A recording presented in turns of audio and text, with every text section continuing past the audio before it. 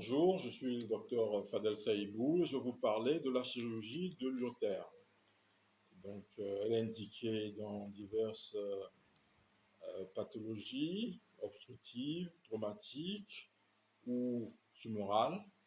Les indications opératoires principales sont l'obstruction urétérale due à une sténose, qu'elle soit congénitale, post-inflammatoire ou iatrogène, la lithiase urétérale si échec du traitement médical ou endoscopique, la compression extrinsèque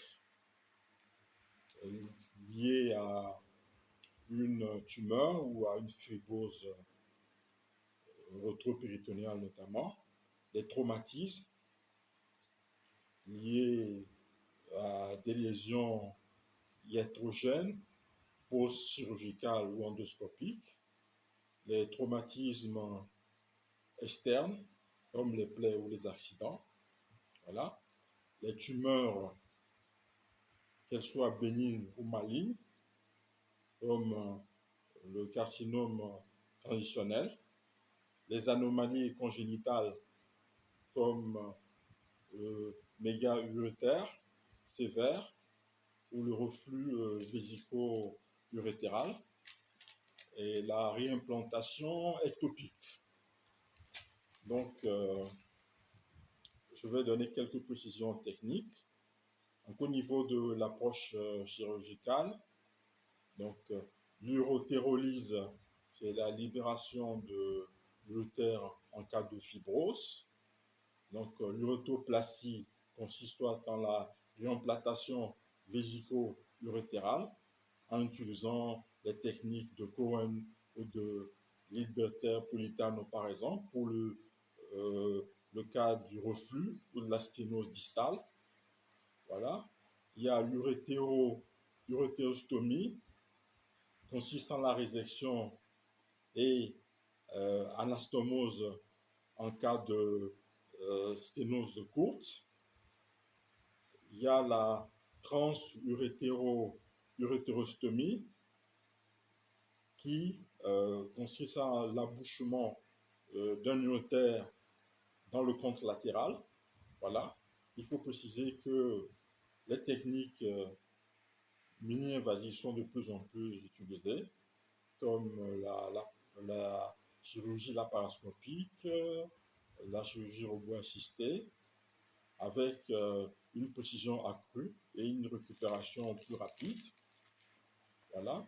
Au niveau endoscopique, on a recours à l'urétéroscopie avec laser pour les lithiases ou les petites tumeurs. Voilà.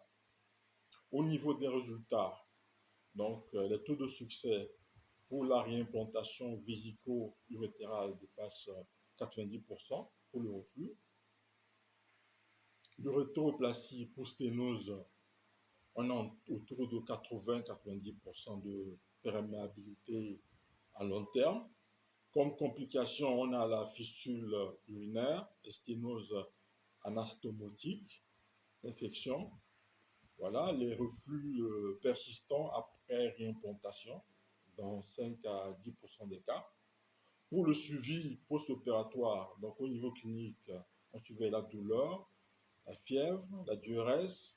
Au niveau biologique, la créatinine et la fonction rénale. Pour l'imagerie, l'échographie rénale pour vérifier la dilatation résiduelle.